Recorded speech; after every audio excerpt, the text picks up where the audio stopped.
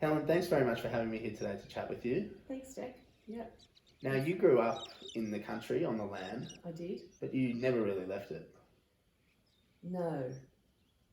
So, as a kid, we worked and on the land as a family. We had horses, and it's a dry, flat, open place. There was green times as well, but I remember the vastness. I remember just big spaces, big skies, and being able to see a long way, and being out on my own on a horse, singing actually at the top of my voice, and my horse used to sigh like Oh, won't she stop? yeah, exactly, that's what I think she was saying. But anyway, yeah, and so these big spaces, big dry expanses of land where you can't see or hear anybody, so you can sing at the top of your voice if you want.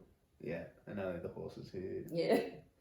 Yeah, and I guess you said I didn't really leave. In some ways I didn't. I went to boarding school at 13, and then went to Sydney and spent 5 years in fashion. But what I really wanted to do always was environmental work at home. I was kind of unhappy, and Mum and Dad said they'd give me a hand, and I went to uni and discovered that far from being the mad person, it was the new wave, if you like. There was all these people doing environmental work with farmers.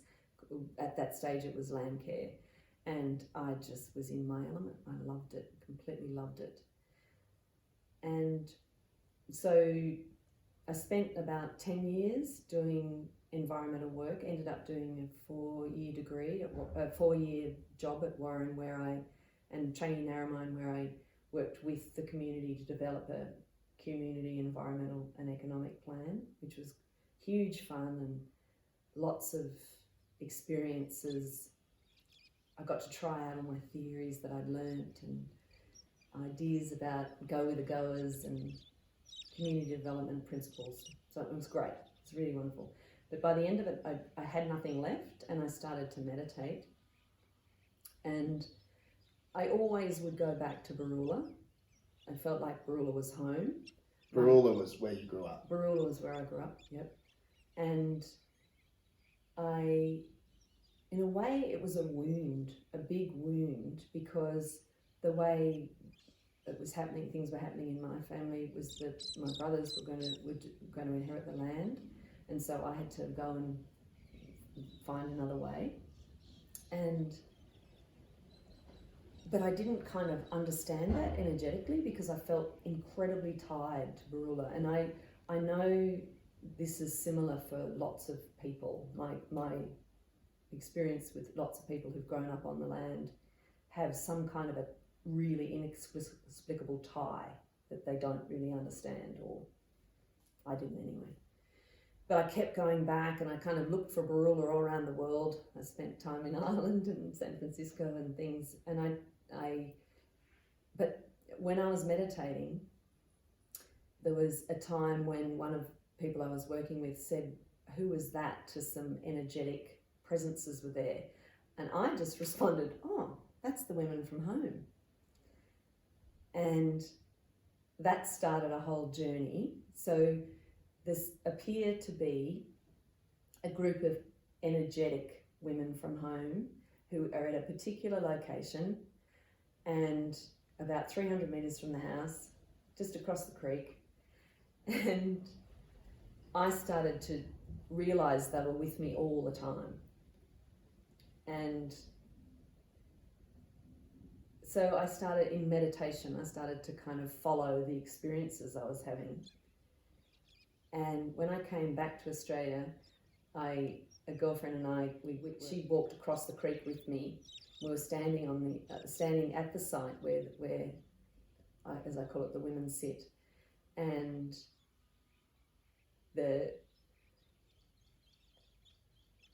I was getting what I would call land energy images from Ireland were coming through my psyche.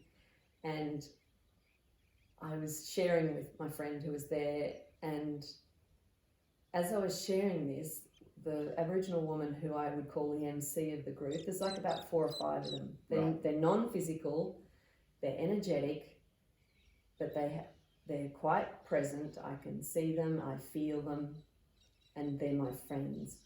You know, now I've got to be conscious of them a lot more. But at that point, I'm standing there just on this dry creek bed in this vast place in Australia. We're just on the edge of the creek, and I'm having images of green and feminine land energies from Ireland, and I told my friend, and then I saw the Aboriginal woman, the MC, start to smile, and I was like, and then it suddenly dawned on me that I'd gone all around the world looking for what was right here. And it was a profound, I don't quite know how to put it, because it was one of the most beautiful connection experiences that I've ever had. Now, what's happened since is that I've done lots of land energy walking, just on my own, out in the paddock, where there is apparently nothing, like nothing visual. Yeah. With the physical eyes. No visual landmarks or No visual landmarks. But I found all kinds of things, and gradually I began to realise that the women want their story told. Yeah. And to me, it's like they want us to understand the land in a way that we haven't as white people, and it's been a huge amount of fun and an amazing connection experience. Aboriginal people talk about my country, belonging to country, and I think with this experience I've begun to understand some of what that actually means. As a child, I remember feeling an Aboriginal kind of presence, but it was a little ominous to me in the country where I'm from. And we were just kids getting on, doing things, you know, but there was a sense. My mum, she was out stick picking one day, and she thought one of us had come up behind her, and she turned around and got a terrible fright because there was no one, and she realised there was an Aboriginal man there, an energetic Aboriginal man, had come to say hello. Yeah. And so since then I've found all sorts of things at home, like energy wells, where the energy will either go into the earth or up the earth. There was one day I'd had a dream, and I'd gone out to a swamp.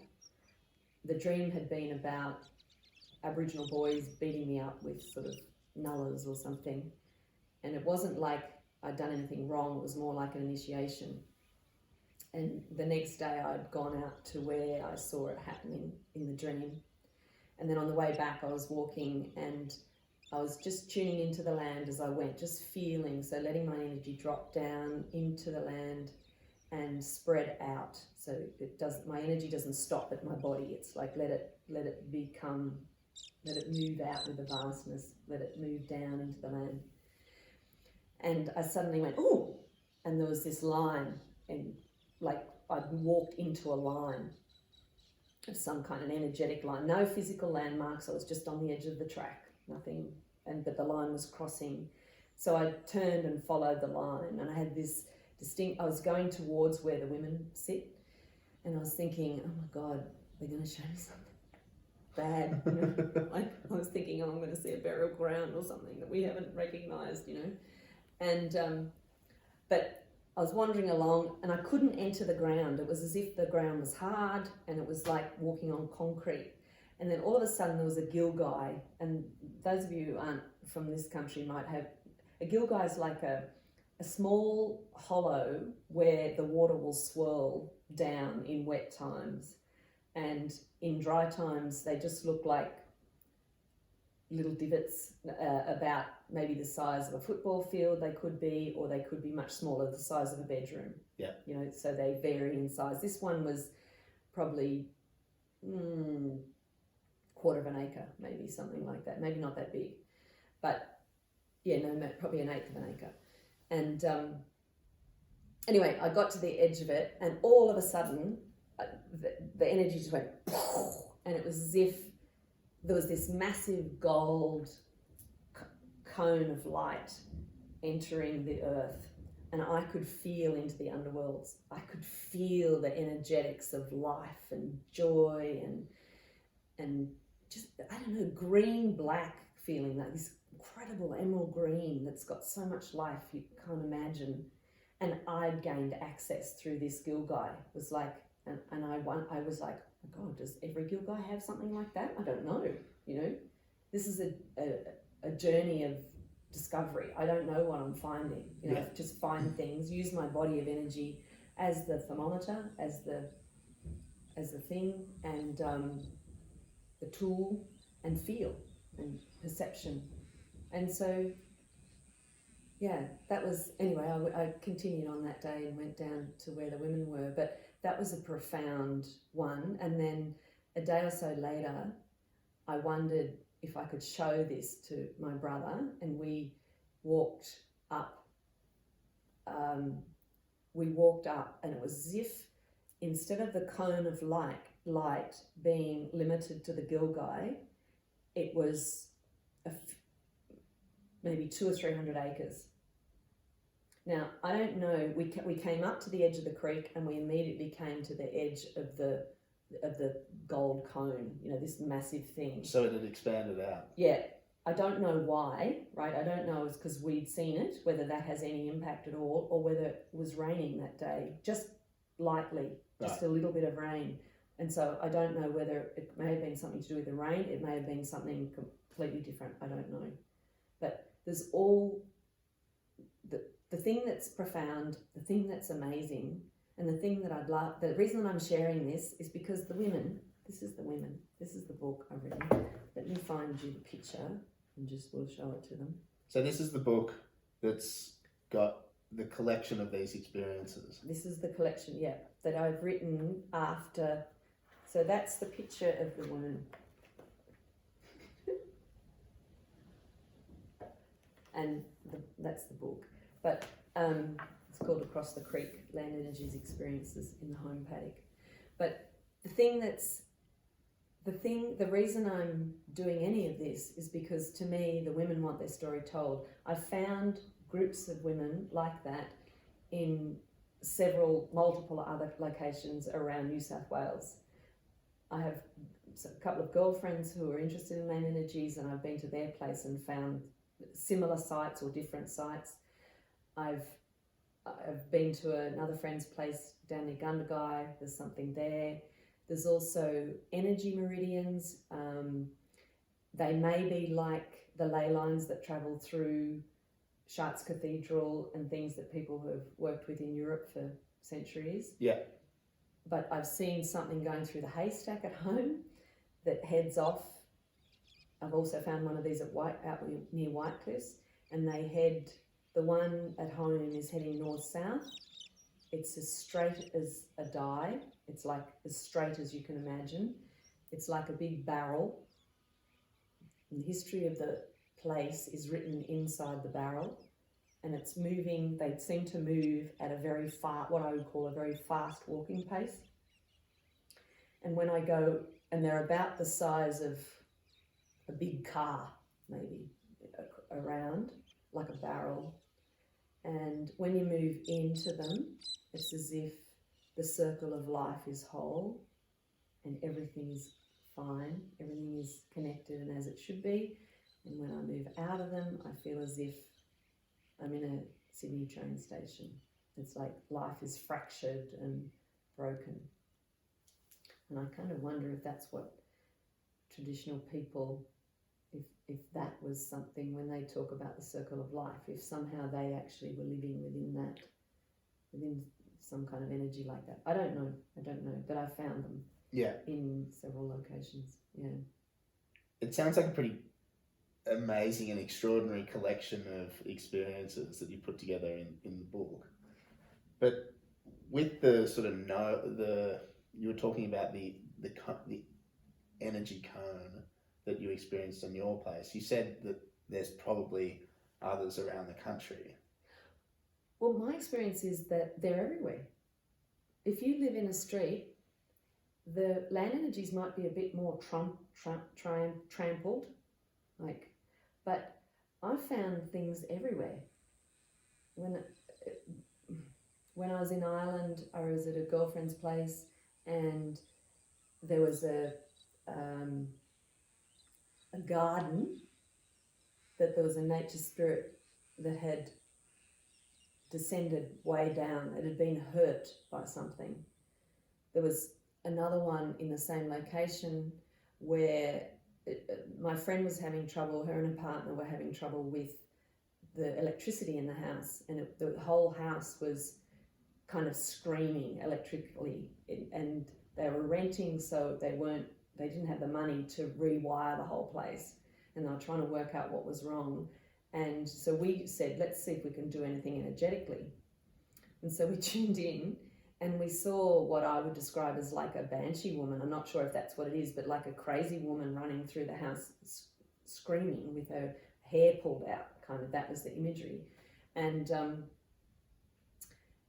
as the practice went on, after a while, suddenly we were starting to see images of bulldozers or a bulldozer, and we kept coming back to this particular location in the garden, and there was a whole, with the energy of the bulldozers was a whole lot of trauma. And after a while, I can't remember exactly what happened, but all of a sudden, this crazy woman just went and did this like beautiful action with her body and sat on her knees at this site in the garden. She was some kind of a nature spirit. This is my analytical interpretation of what happened, right? Yeah. She was some kind of a nature spirit that had been disturbed when they'd done the pad for the house. And because there'd been no acknowledgement that she was there, or that this energy was there. And so by us, it's the same principle that we've talked about, is when things are seen, they return to themselves.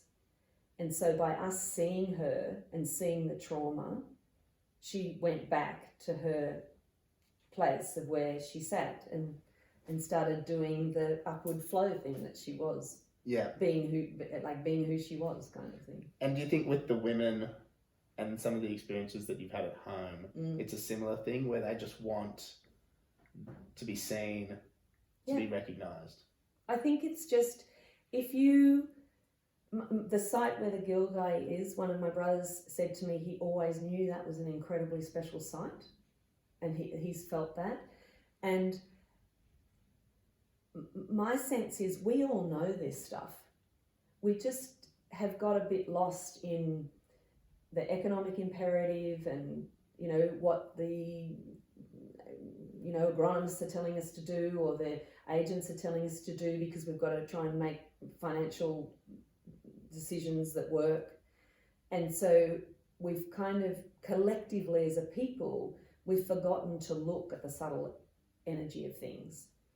And in a way, it's at our own peril. It doesn't matter where you are on the earth, you are always in connection with land energies, with subtle energies of other beings that are in association with you. There's a tree just outside the door.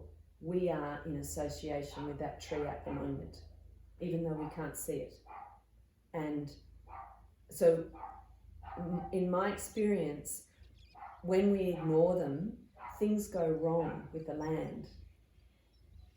In my meditation experience, I found a layer on top of the earth that every time I sourced my issues associated with money, I came back and I would find myself spread in this layer in the earth that was like a hard layer that to me was as if we'd been cut off from the life below. We'd approached the land without actually seeing it because we didn't know and we didn't ask. There's elements to it, and we had a different consciousness, a different mindset at that time as a people. And so we came in and we just looked for what we could take, what we could produce from the land. And as a result, there is an energetic hard layer. And in my experience, every time we tune into the spirit of a tree, so we have an experience where you can tune into the top of the tree and feel the whole top of the tree, and then you can put your energy below and feel that what's below. And sometimes the being of the tree will come out and say hello. Now, as I've done that kind of thing more, or as I've extended my energy down, like what happened at the Gilgai, this hard layer seems to become porous, a bit like Swiss cheese or something. So you're sort of opening it up a bit.